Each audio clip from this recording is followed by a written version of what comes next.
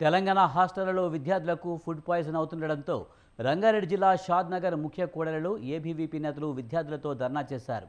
తెలంగాణ ఉద్యమంలో కీలక పాత్ర పోషించిన విద్యార్థులకు తెలంగాణ రాష్ట్రంలో అన్యాయం జరుగుతున్నా రాష్ట్ర ముఖ్యమంత్రి రేవంత్ రెడ్డి నోరు మెదపడం లేదని మండిపడ్డారు. 1200 మంది విద్యార్థుల బలిదానాలతోనే తెలంగాణ రాష్ట్రం ఏర్పడిందన్నారు.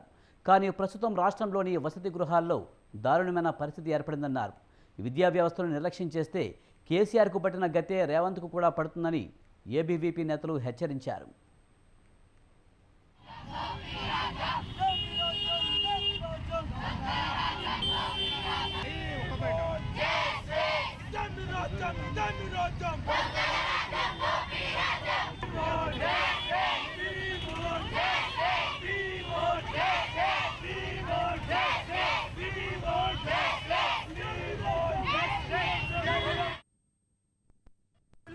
కూరగాయలు ముఖ్యమైనటువంటి బియ్యం కూలిపోతున్నటువంటి గోడలు నిత్యం దోమలతో విష జ్వరాలతో బాధపడుతూ నిత్యం దోమలతో సాహసం చేస్తూ ఎంతో మంది విద్యార్థులు ఆసుపత్రుల పాలవుతున్న కూడా విష జ్వరాలతో ఆసుపత్రుల పాలవుతున్న ఒక రాష్ట్ర ముఖ్యమంత్రి ఎందుకు స్పందించడం లేదని చెప్పి అడుగుతా ఉన్నాం.